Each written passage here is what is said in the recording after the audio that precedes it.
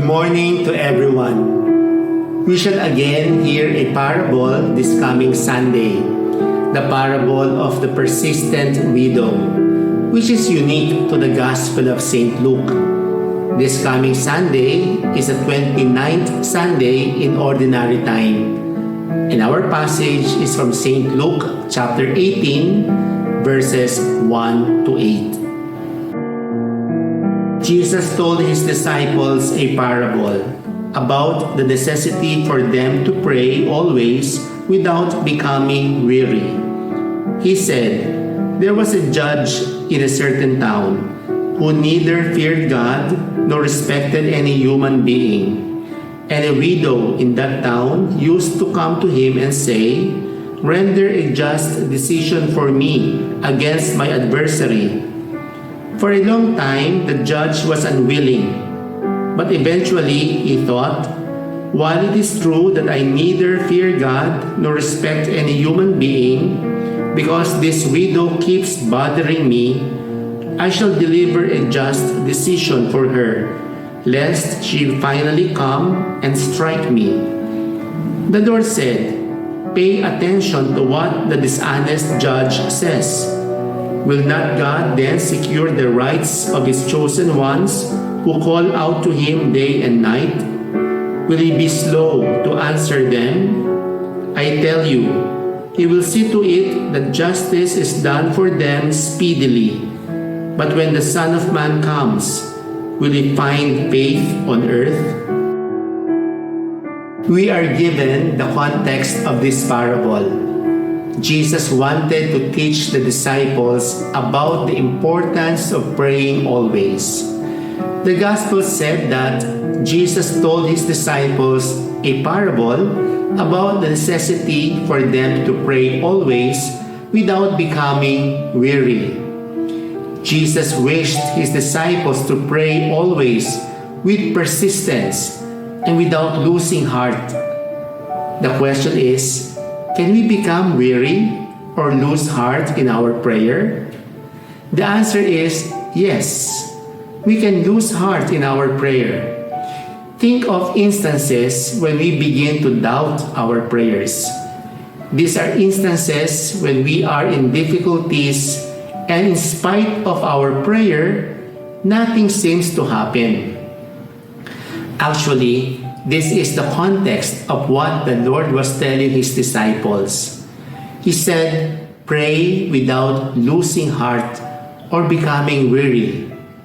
Becoming weary is the translation of ekakeo. This is from ek and kakos. Kakos means bad or evil. When something evil is happening and continues to happen, should we stop praying? Precisely when we are in bad situation, we need all the more to pray and to communicate with God. The parable involved two characters, the unrighteous judge and the widow who was asking for justice. The judge was unrighteous because he neither feared God, that means he did not care about the commandments of God. For the Jews, righteousness was first and foremost obedience to the commandments of God, as expressed in the Torah.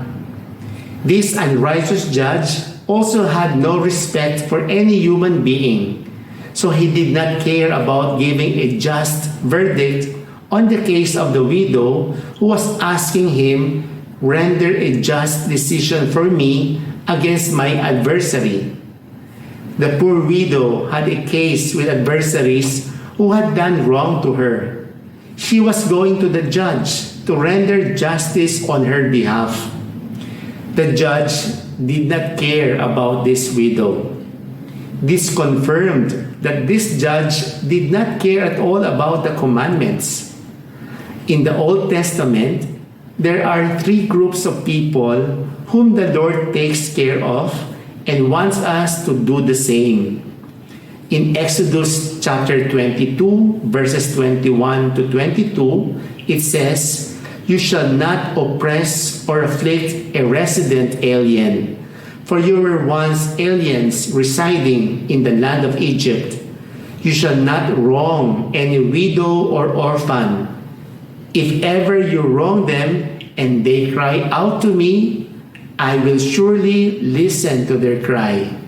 My wrath will flare up, and I will kill you with the sword. Then your own wives will be widows, and your children orphans.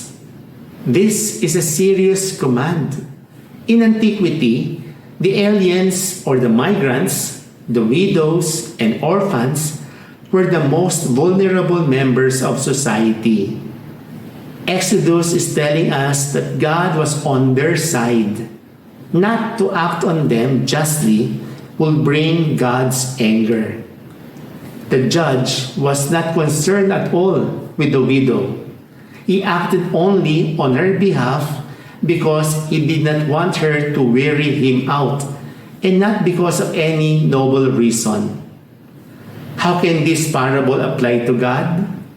Here, Jesus was using a rabbinic method of argument from the lesser to the greater. If an unrighteous judge who would render justice to a widow in need, how much more will the just judge of the universe, God?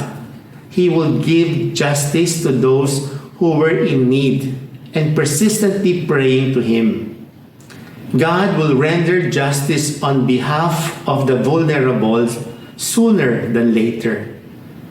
Are we in evil situation? Are we going through a very difficult and bad situation? Does the thought of not praying anymore during those times come to our mind? The Lord is telling us that during times of difficulties and when evil is around us, we ought not to stop praying. God will render justice sooner than later. The last part of the Gospel passage is one of the difficult sayings we read in the Gospels. There are many difficult sayings in the Gospels, especially regarding discipleship.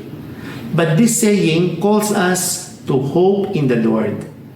The Lord said, "But when the Son of Man comes, will He find faith on earth?" This is about eschatology, or the second coming of the Lord.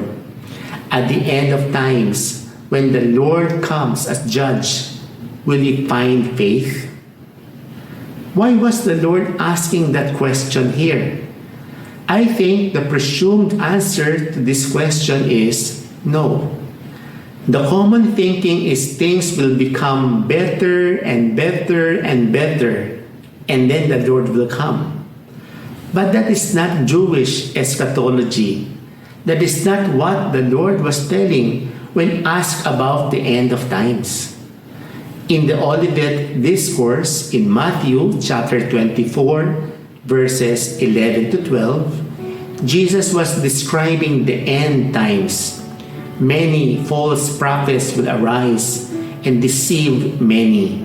And because of the increase of evil doing, the love of many will grow cold.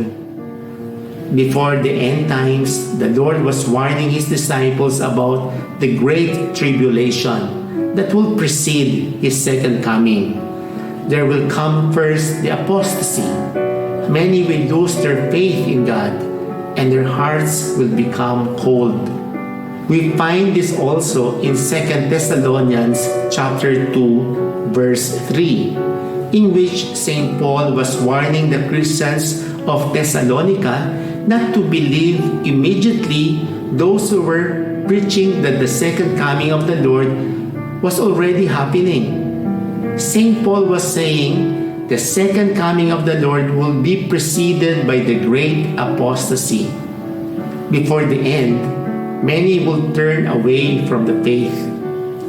I said that is one of the hard sayings of the Lord because it is not very encouraging. But the Lord said this to make us prepare and be steadfast in our faith. When we see evil gaining ground around us, the only thing that we might think of is to act.